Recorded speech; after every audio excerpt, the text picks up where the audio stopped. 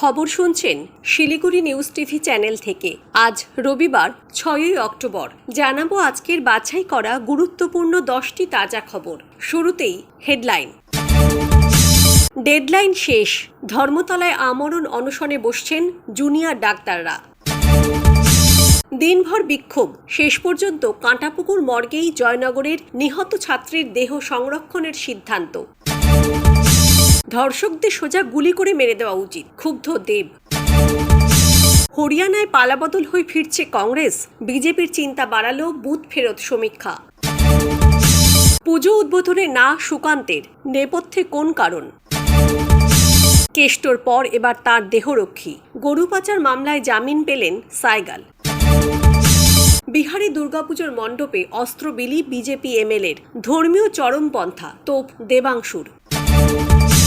প্রতিদিন সঠিক খবর নিয়মিত শোনার জন্য শিলিগুড়ি নিউজ টিভি চ্যানেলটিকে সাবস্ক্রাইব করুন। আসছি বিস্তারিত খবরে।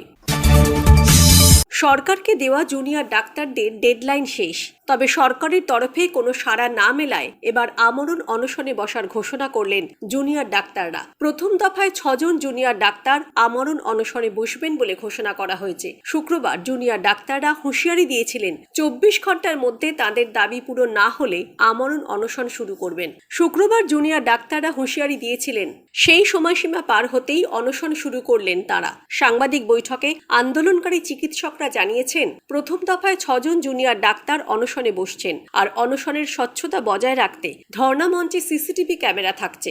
জয়নগরে মৃত ছাত্রীর দেহ সংরক্ষণ করা হবে, ময়না তদন্ত হবে আজ। দেহ সংরক্ষণ করা হচ্ছে কাঁটাপুকুর মর্গে।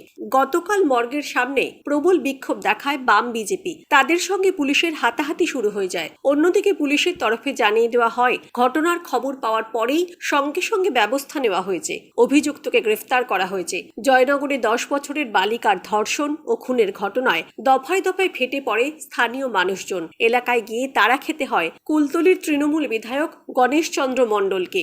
সাংসদ প্রতিমা মণ্ডল এলাকায় গেলে তাকে বিক্ষোভের মুখে পড়তে হয়। পুলিশের ফাঁড়ি ও বাইকে আগুন ধরিয়ে দেয় উত্তেজিত জনতা। ছাত্রী নিখোঁজ কাণ্ডে পুলিশ প্রথমে অভিযোগ নিতে চায়নি, এমনটাই অভিযোগ স্থানীয়দের। ঘটনা প্রকাশ্যে আসতেই স্থানীয় মানুষজনের দাবি ছিল, যেভাবে এই ভয়ঙ্কর ঘটনা ঘটেছে তাতে অভিযুক্তরা যেন ধরা পড়ে, ঘটনার আসল সত্যতা বেরিয়ে আসে। ওই দাবিতে এলাকায় দফায় দফায় সংঘর্ষ হয়। এলাকায় আসেন অগ্নিমিত্রা পাল, মীনাক্ষী মুখোপাধ্যায়, কান্তি গঙ্গোপাধ্যায়রা। পরিস্থিতি মোকাবিলায় হিমশিম খেতে হয় পুলিশকে।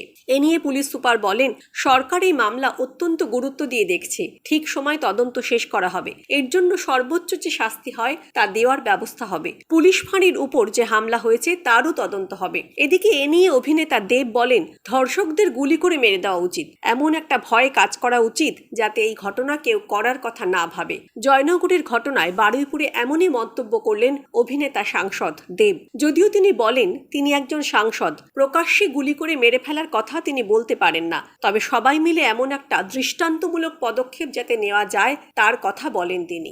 আরজিকর কাণ্ডের পর 10 বছরের স্কুল ছাত্রীকে ধর্ষণ করে খুনের অভিযোগে উত্তপ্ত জয়নগর। শুক্রবার দুপুরে মহিষমারিহাট এলাকায় ঘটনাটি ঘটে। শনিবার এলাকা জুড়ে উত্তেজনা ছড়িয়ে পড়ে। পুলিশের ফাঁড়ি ভাঙচুর করা হয়। পরিবারের দাবি, ধর্ষণ করে খুন করা হয়েছে। অন্যদিকে নিউটাউন যাত্রাগাছি বিবেকানন্দ পল্লীতে 16 বছরের এক নাবালিকাকে ধর্ষণ করার অভিযোগ ওঠে প্রতিবেশী এক ব্যক্তির বিরুদ্ধে। পরপর হতে চলা এমন ঘটনায় মুখ খুলেছেন সাংসদ অভিনেতা দেব। নিজের ছবি টেক্কার প্রচারে শনিবার বারুইপুরে আসেন অভিনেতা দেব ও সিনেমার পরিচালক সৃজিত মুখার্জি। সেখানেই দেব সংবাদ মাধ্যমের সামনে বলেন, ধর্ষকদের গুলি করে মেরে দেওয়া উচিত, এমন একটা ভয় কাজ করা উচিত যাতে এই ঘটনা কেউ করার কথা না ভাবে। এর বক্তব্যের ব্যাখ্যা করে আরো বলেন, তিনি একজন সাংসদ, প্রকাশ্যে গুলি করে মেরে ফেলার কথা তিনি বলতে পারেন না, তবে সবাই মিলে এমন একটা দৃষ্টান্তমূলক পদক্ষেপ যাতে নেওয়া যায় তার কথাই বলেছেন তিনি। এই প্রসঙ্গে তৃণমূল নেতা কুণাল ঘোষ সাংবাদিক সম্মেলনে বলেন, এই ঘটনা নিন্দনীয়, জঘন্য,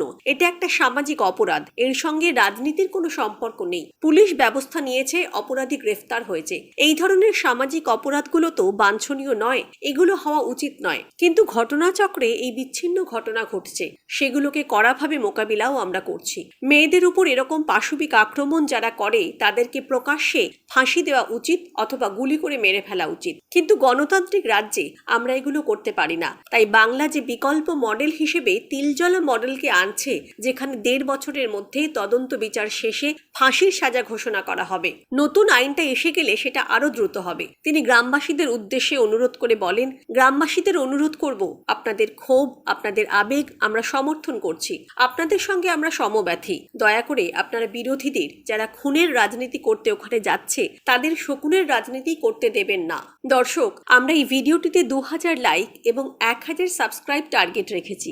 আশা রাখছি আপনারা এই টার্গেটটি পূরণ করবেন। আসছি পরবর্তী খবরে। হরিয়ানায় বিপুল সংখ্যাগরিষ্ঠতা নিয়ে ক্ষমতায় ফিরছে কংগ্রেস। প্রায় সব বুথ ফেরত সমীক্ষাতেই এমন পূর্বাভাস দেওয়া হলো। কম বেশি সবকটি সমীক্ষাতেই বলা হয়েছে হরিয়ানায় 55 থেকে 62টি আসন নিয়ে ক্ষমতায় আসতে পারে কংগ্রেস। 90 আসন বিশিষ্ট হরিয়ানা বিধানসভায় ম্যাজিক ফিগার 46। বুথ ফেরত সমীক্ষার পূর্বাভাস সত্যি হলে হরিয়ানায় বিজেপির ক্ষমতাচ্যুত হওয়া এখন শুধু সময়ের অপেক্ষা।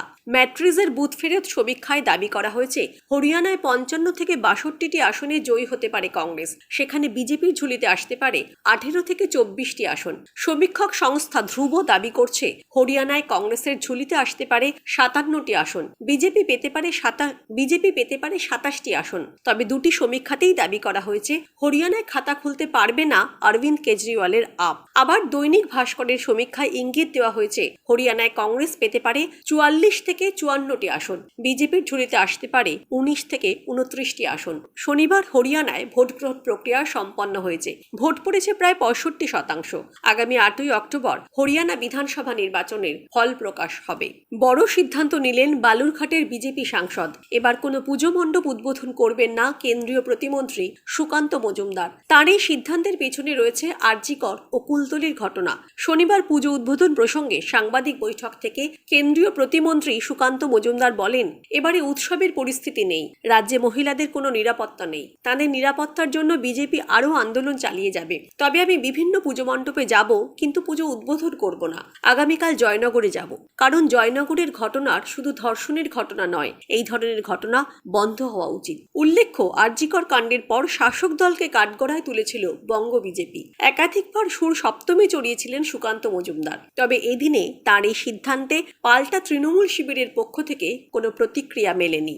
গরু পাচার মামলায় এবার জামিন পেলেন অনুব্রত মণ্ডলের দেহরক্ষী সাইগাল হোসেন। 5 লক্ষ টাকার বন্ডে তাকে জামিন দিল দিল্লি হাইকোর্ট। দীর্ঘদিন জেলবন্দি থাকা সত্ত্বেও বিচার প্রক্রিয়া শুরু হয়নি।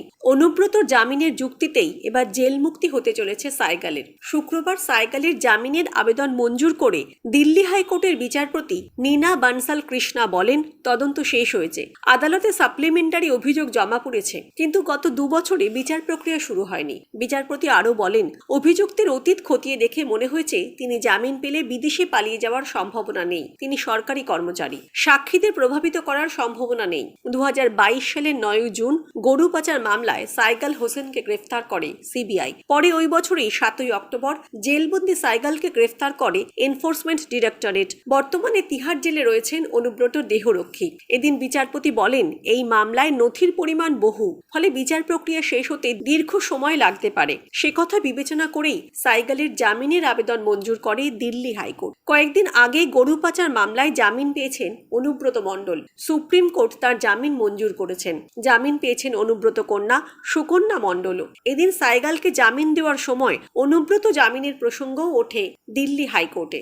বিহারের একটি ঘটনা সামনে এসেছে। তাতে জানা যাচ্ছে দুর্গাপুজোর মণ্ডপে মণ্ডপে গিয়ে তলোয়ার বিলি করছেন খোদ বিজেপি বিধায়ক। আর এই বিষয়টি সামনে আসতেই তুমুল বিতর্ক শুরু হয়েছে। বিজেপিকে তীব্র আক্রমণ করেছেন বিরোধীরা। এবার এ নিয়ে বিজেপিকে আক্রমণ করলেন তৃণমূল নেতা দেবাংশু ভট্টাচার্য।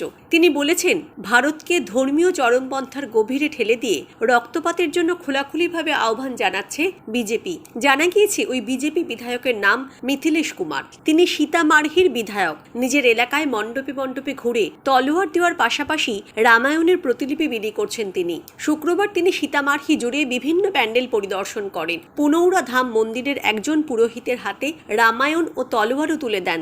এছাড়াও বিধায়ককে তার গাড়িতে করে একাধিক একাধিক তলোয়ার বিভিন্ন মণ্ডপে নিয়ে যেতেও দেখা গিয়েছে। কেন তিনি তলোয়ার বিলি করছেন সে বিষয়ে বিধায়ককে প্রশ্ন করা হলে তিনি জানান যে ধর্মের সুরক্ষার জন্য অস্ত্র এবং শাস্ত্র উভয়ই প্রয়োজনীয়। তার এই মন্তব্যে বিতর্ক আরো জোরদার হয়ে ওঠে। বিরোধী রাষ্ট্রীয় জনতা দল তীব্র সমালোচনা করে। আরজেডি মুখপাত্র মৃত্যুঞ্জয় তিওয়ারি বিজেপি বিধায়কের কর্মের নিন্দা করেছেন। এটিকে তিনি রাষ্ট্রীয় স্বয়ংসেবক সংঘের আদর্শগত শিক্ষার সঙ্গে যুক্ত করেছেন। তিওয়ারি কটাক্ষ করে বলেন, এই ধরনের কাজগুলো বিজেপির মূল্যবোধকে প্রতিফলিত করে। আরএসএস তাদের শিবিরগুলোতে এটাই শেখায়। তারা তলোয়ার বিতরণ করে যখন আমরা কলম বিতরণ করি। এবার দেবাংশু নিজের এক্স হ্যান্ডেলে পোস্টে এ নিয়ে তীব্র সমালোচনা করেছেন। তিনি লিখেছেন, বিজেপির ঘৃণা সৃষ্টির নতুন হাতিয়ার চরমে। তার প্রশ্ন, এটা ভারতকে ধর্মীয় চরমপন্থার গভীরে ঠেলে দিয়ে রক্তপাতের জন্য খোলাখুলি আহ্বান নয় তো আর কি? আমাদের জাতির সামাজিক কাঠামোকে ছিন্ন করার জন্য বিজেপি ধর্মকে ব্যবহার করছে। বিজেপি বিধায়ক মিথিলেশ পুজো মণ্ডপে অস্ত্র সরবরাহ করছে। আজকের খবর এই পর্যন্তই। পরবর্তী খবরগুলো সবার প্রথমে শুনতে শিলিগুড়ি নিউজ টিভি চ্যানেলটিকে সাবস্ক্রাইব করুন। ধন্যবাদ।